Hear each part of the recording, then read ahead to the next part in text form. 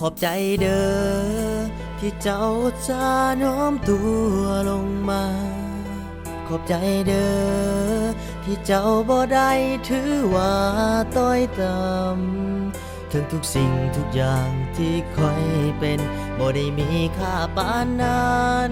เจ้าก็ยังเอาชีวิตมาเป็นเดิมพันก็พอจะหูว่าไปกันได้สำใดที่ทนฝืนไปเพราะหักเจ้าอีหลีคอยเองนี่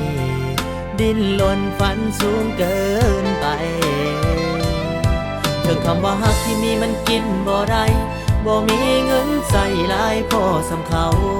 หักของเฮาก็ยังไปกันด้วยดีบ่ต้องไปสนถึงใครจะเว้าให้ว่าเสียหายที่มาหักกับคนธรรมดาที่มีอนาคตบ่ค่อยดีต่อไปจากนี้ชีวิตที่มีอยู่จะขอสู้เพื่อคนหักด้วยมือธรรมดาก็ตา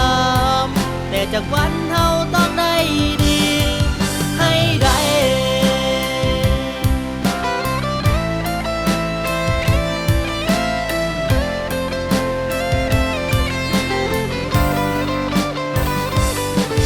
ใจฟ้า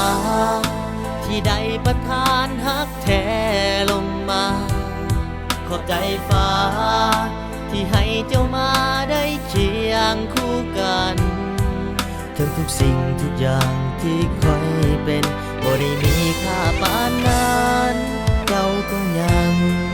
เอาชีวิตมาเป็นเดิมพันก็พอจะหูว่าไปกันได้สำใดที่ทนฝืนไปเพราะหักเจ้าอีหลีคอยเองนี่ดิ้นรนฝันสูงเกินไปเธอคำว่าหักที่มีมันกินบ่ได้บ่มีเงินใส่หลายพอสำเขาหักของเฮาก็ยังไปกันด้วยดีบ่ต้องไปสนถึงใครจะเว้าให้ว่าเสียหายที่มาหักกับคนธรรมดาที่มีอนาคตบ่ค่อยดีต่อไปจากนี้ชีวิตที่มีอยู่จะขอสู้เพื่อคนหักด้วยมือธรรมดาก็ตา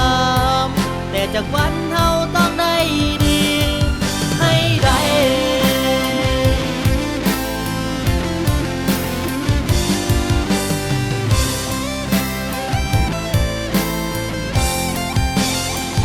บ่ต้องไปสนถึงใครจะเว้าให้ว่าเสียหายที่มาหักกับคนธรรมดาที่มี